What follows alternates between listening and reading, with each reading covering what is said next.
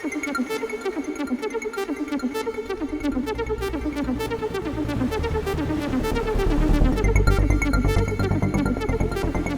everyone, and welcome back to Diaries with Debbie Friday. And today I'm going to be talking about wholeheartedness and how to know what is right for us.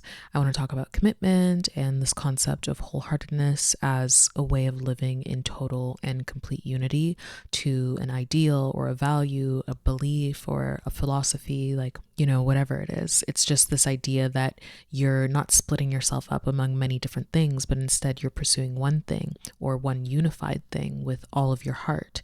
It is ultimate commitment. But before I get started, I've just got some housekeeping to do. So firstly, this is the official announcement of my Patreon, which is now public and available to join. You could find it at patreon.com/DebbieFriday.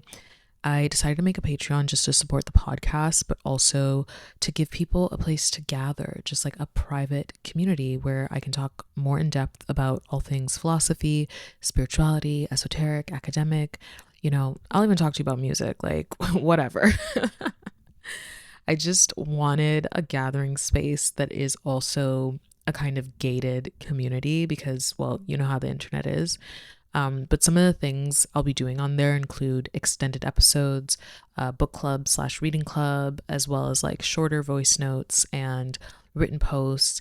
And I've made 3 tiers on there, and each one is essentially an all access pass to everything, depending on your financial situation. The wholehearted tier is a founding member tier, and it's priced at $2. And I did that just as a thank you for all of my day ones who've been with me through everything and through the beginning of this podcast. And there's 25 spots for that tier. So just grab them quick because once it's gone, it's gone. Yeah. And I guess another announcement is just that the Substack is always going to be free. Like there's no paid on my Substack. It's the newsletter for this podcast. And, besides Patreon, it's also the best way to find out about new episodes and also to get my monthly periodicals for what I read that month. All of the best stuff is going to be on Patreon, but you should also join the Substack. Matter of fact, you know what? Follow me everywhere. And if you haven't already, don't forget to subscribe to the podcast on YouTube, Spotify, Substack, Apple, wherever you're listening to this right now. Thank you. Love you. All right. So that's it for housekeeping. So now to begin the episode. Wholeheartedness. I was inspired to this topic by the article that I read by this woman. Her name is Zena Hitz, and her story is really fascinating. She was basically an academic and a very high achieving, very highly accomplished woman, but she just became really disillusioned with that life. Essentially, she realized that she was just doing things for status and recognition and publication and for the approval of other people instead of out of any innate desire or feeling of alignment within her. And so she quit it all and decided to join a monastery and become a nun, which is very iconic, very fascinating. Like, I just want to say, I know like one or maybe two, actually I know 2 women who have done that now. They just renounced everything, like all of secular life, and they became nuns. And I mean, they all seem super happy. Like, have you guys seen those nuns on that one podcast, the one where they go like, "Sister, you are so good at that." I love those ladies. Like, they just look so peaceful and very like dopamine regulated, and they all have really great skin, honestly. But anyway, Zena Hitz, so before she quit it all and became a nun and found religion, she'd been trying to compensate for her disillusionment with her life by, volunteering in hospices and prisons and the like. But she says that instead of that assuaging her disillusionment, she instead felt very fractured as a person. Like she had, one foot in one world and the other foot in another. And through her time in the nunnery, and is it called the nunnery or the convent? The convent, nunnery? I don't know. Through her time in that space and just developing her faith, she came to this distinction between what she calls wholeheartedness and corruption. And in her essay, when she says corruption, she's referring to this idea of living a double life, like a split life, one where your private self and public self are in contention with one another. And this contention doesn't allow you to fully commit in any direction. You're split within yourself. And I think everyone is familiar with some version of this feeling of contention because I think we've all experienced misalignment and the feeling of like, this is not what I'm supposed to be doing, or I know that this isn't good for me, but I'm going to do it anyway, or things like that. I mean, at least I definitely have. I feel like the entirety of my 20s was just me being hard headed and misaligned on purpose, real Sagittarius hours. And I don't think that that's necessarily like a bad thing in and of itself, because it's like, how would you know right if you didn't know wrong? How would you know what's good for you if you didn't know what was bad for you? Like, I am a really big believer in experience. Experience is what gives you understanding. Doing the bad thing is where you learn what the right thing feels like. Not all the time, but for the most part. So to an extent, I do think some corruption is necessary, and it's an inevitable part of life. It's part of the meaning of being a human being. We are imperfect. If we were perfect, we would be gods. And you know what? Even the gods are imperfect as well, right? And they are perfect in their imperfection, as are we. And that process of learning via corruption or misalignment is one that's always ongoing. It doesn't stop once our brains develop at 25 or whatever. We keep learning because we are alive. So back to this idea of corruption that Zena Hitz mentions, there's this sense that to be corrupt involves being a hypocrite. She mentions that the word hypocrisy comes from the Greek word for acting, for putting on a mask. And while I definitely agree with the sentiment that we should strive to live a maskless existence just out of a desire for peace of mind, because it takes a lot of energy to be split, like to show one face to the world and have another for yourself. Like, that is a lot of energy that you could be using otherwise. But at the same time, I almost think that it's through hypocrisy that we learn how to be true. Like, again, this thing of how would you know what is right if you didn't know wrong? And wrong is very much within reach in this world that we live in. Like, it's very easy to do wrong. In many ways, we are incentivized to do so. And we're conditioned into lives of wrongness, morally, economically, psychologically, emotionally, just according to our individual paths. People do wrong things for themselves for so many reasons, so many different reasons. And at the root of it is always the sense of fracture within the self, like a kind of feeling of brokenness that arises because of these cycles of corruption that we go through as humans. And when we are fractured, we often try to find peace through destroying ourselves. Like, we work too hard or too long, we take up drinking or drugs. Some people cheat, some people start lying all the time. And when we're fractured and we're destroying ourselves, the body will start to become symptomatic. You just start getting sick all of the time. Mysterious illnesses pop up, like physical tics, like all of a sudden you clear your throat all the time as if something is stuck there, and it's because you're not speaking your truth or you're not saying something that you need to be saying. That's just an example. But all of this behavior is done, and it arises as a way to try to find peace. Our souls cannot take the fragmentation, and they're just trying to find peace. And so a lot of people end up destroying themselves in this pursuit, and the world makes it very easy to do so. It makes it very, very easy to do wrong.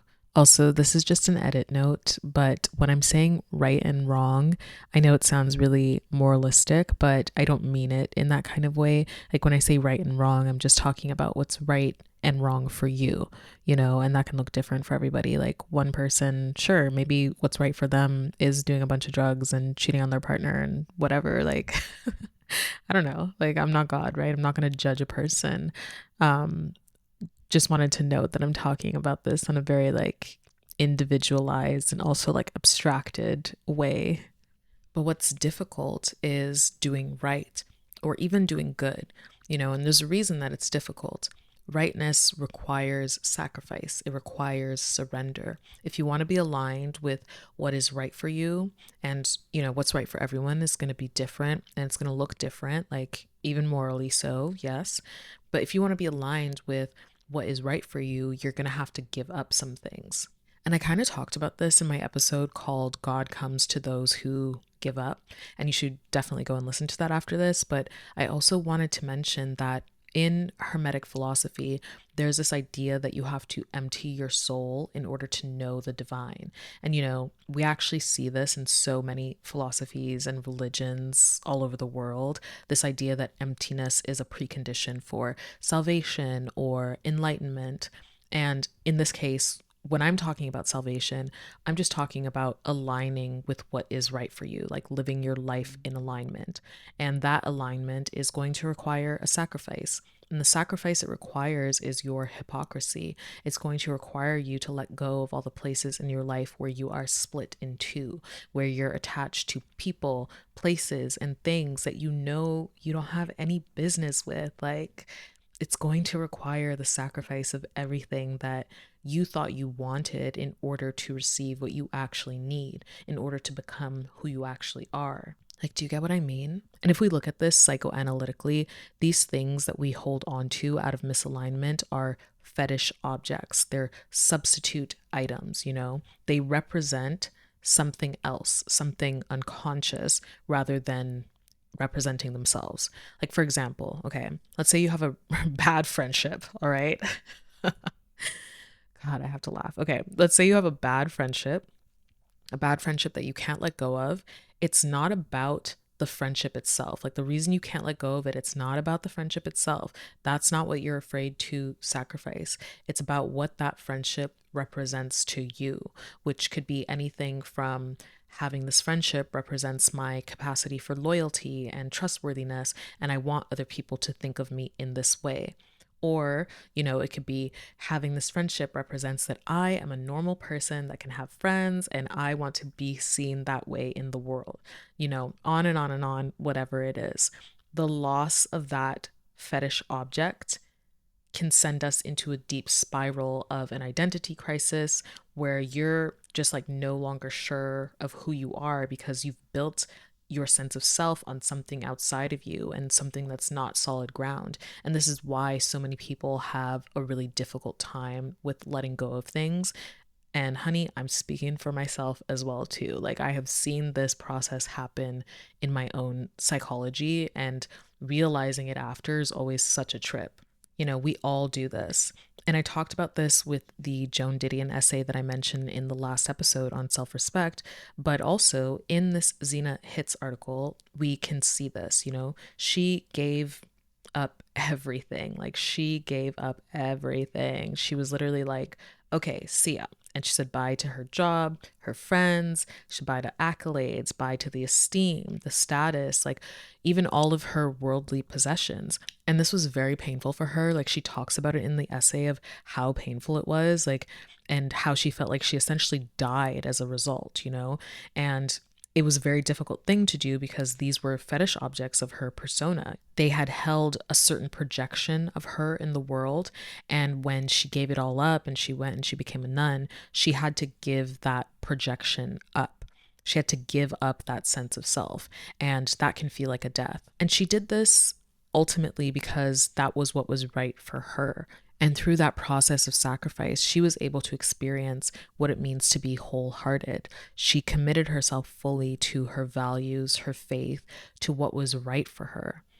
And I just really resonated with that because there's so many times in my life where I've been called to essentially give it all up and sacrifice a lamb, whether that's a relationship or a job or an opportunity, or even just like a sense of what other people think of me or what I want them to think of me, like the persona that I've crafted to exist in the world, or like a certain role that I've agreed to play. Like, there's just been so many times where the universe, where love has required me to let it all go in order to do what is right for me. And it's so hard.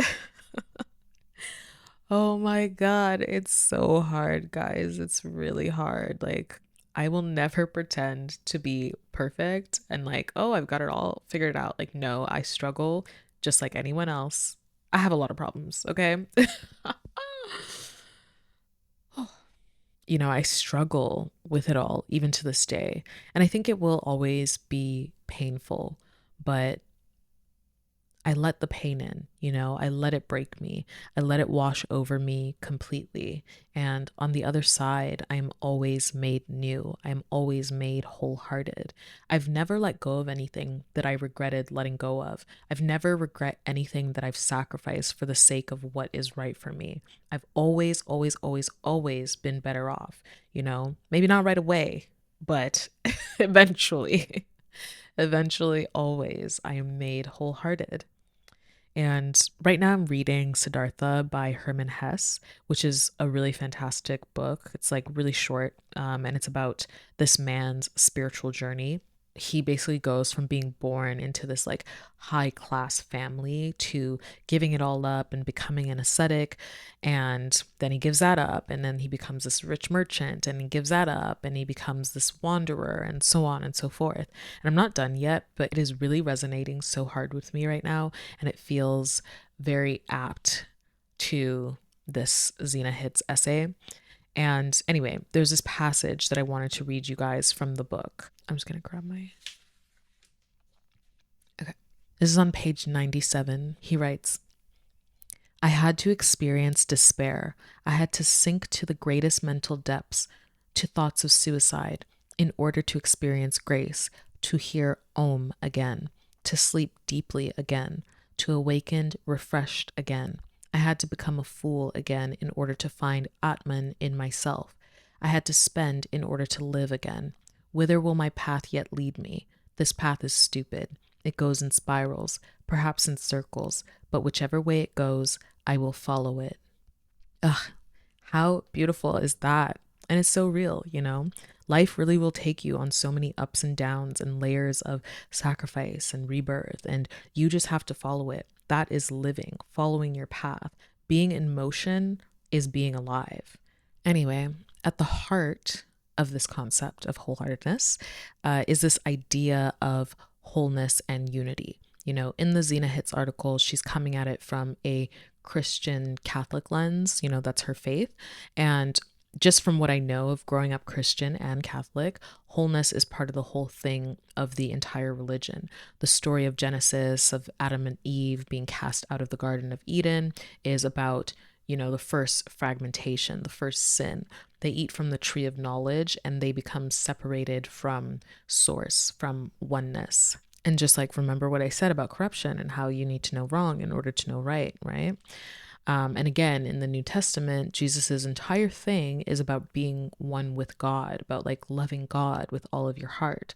There's also a line in, I think it's Matthew's, where he's telling a parable and he says that no one can serve two masters at once. And he's talking about not being split within yourself. And even further than that, there's this very interesting thought exercise with the Holy Trinity, like the Father, Son, and the Holy Spirit, where like, at least in the way that I learned it, they're all part of the same whole while also being distinct from each other.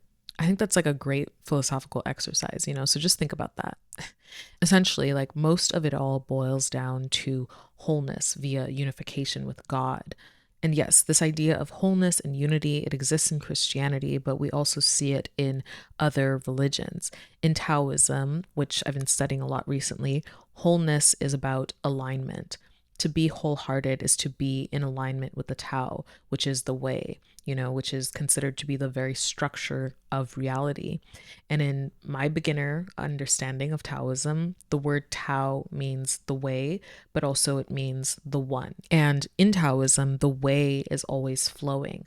Life has a natural flow, and to be corrupt is to either try to force your own flow or to go against the flow of life. When you're trying to force an outcome or you're trying to make something work that doesn't want to work right now, or doesn't want to work ever, you're going against the way. That's why there's an emphasis on wu wei, or what's known as effortless action. There's also this concept in Taoism called pu. I don't know if I'm saying that right. It's called pu, like pu. And basically, it's a Chinese word that means unworked wood or simple. And it's a metaphor for the natural state of human beings. In our purest state, at our most wholehearted, we are simple and we are perfect in this simplicity. Trying to shape this wood via like ambition, social expectations, control, projections, whatever, all of that corrupts our nature and our integrity.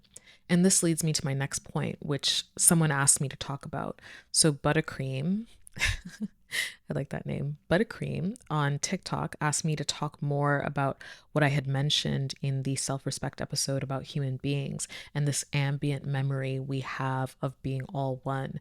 And I really feel like it relates to this topic of wholeheartedness. So, basically, this is what I believe.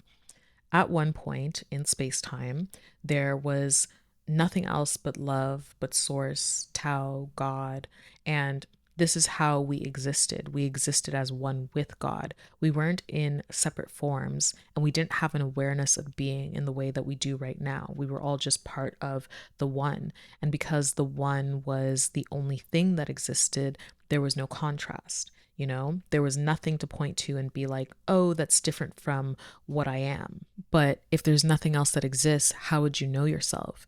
Again, just like what I was talking about, like, how would you know right if not for wrong? How would you understand what you are? How would you understand what one even is? And so I think that the one wanted to experience separation in order to understand itself. And it's like as soon as that thought arose is when the split happened, or what they call the Big Bang. Like something just triggered an awareness. And at the same time that one became aware of one, it split into two. And if you want to get even more esoteric with it, like two is really just one and one.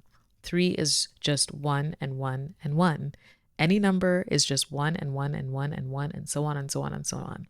There's still nothing else other than one. Every number is just repeating ones. There's that quote that says, in love, one and one are one. Exactly. Like, and I actually learned that in my logic of math class that I did in Seja many moons ago, which was like this class that was all about the abstraction and philosophy of math. And it sent me down this crazy esoteric math spiral where I was like, I understand. Like, mind you, I can barely multiply, but I can tell you about esoteric mathematics if you want. Anyway, I think that as human beings, we all carry this ambient, ancient memory of being part of that one. And that memory is repeated and re-triggered through the experience of being human. Even like, just think about how a baby comes into the world. You are part of your mother until you're born. You don't come into the world alone. You come into the world as part of another, as part of your mom, And even think about how relationships are such a core part of the needs of being a human being. Like, it doesn't matter how much food or shelter you give a child, it will die if it's not loved. And it's the same with grown ass adults. Like, when people are not loved, they become twisted and mentally unstable, and they die spiritual and physical deaths. We all carry this ambient memory of being one, which is why we need each other. And it's why we desire to be around each other so much. And I know a lot of like new agey stuff will like romanticize oneness in a way that gets conflated with either learned helplessness or used as some sort of like superiority complex, as in like, I'm going to ignore suffering and wrongdoing because we're all one, or I'm so much better than you because I chant Om 56 million times a night. Namaste. Like, obviously that's not what we're doing here, and I want to push back on that narrative too. Like, yes, we are all one, which is why I cannot ignore suffering and wrongdoing. Yes, we are all one, which is why when another suffers or is done wrong, I also suffer and I am done wrong. Yes, we are all one, therefore I cannot look at another human being and say that my life is worth more than theirs, or that their life is worth more than mine, you know? We are all one, therefore we are connected in this life. I have a responsibility towards you in the same way that you have a responsibility towards me. My responsibilities to myself are interconnected with my responsibilities to the world. My becoming more wholehearted and living in alignment benefits me as well as it benefits you and benefits the world, and vice versa. We do this spiritual work for ourselves, but also for others. It's a closed loop. It's a circle, a spiral, a star. And even deeper, at the center of it all is this idea of simplicity. I'll often ask myself and just like meditate on the question of, how will I know that I'm doing what is right for me? Like, how will I know if I don't know anything? Like, if it's my first time on earth. And I think that the answer is that it will be simple. You know that it's true when it's simple. There is something about truth and simplicity that just go together real bad. And I have never in my life been in a situation where the answer to what I'm looking for is very complicated. Like, it might be hard to hear or hard to swallow. And, my excuses and justifications to not do that thing, they're always very, very complicated. But the answer itself is always simple. I think that rightness is simple. And for the very first time, if you'd like to listen to the extended portion of this episode, you can do so at patreon.com/DebbieFriday. All right, you guys, as always, let me know your thoughts, leave a comment or DM me. I love you. See you. Bye.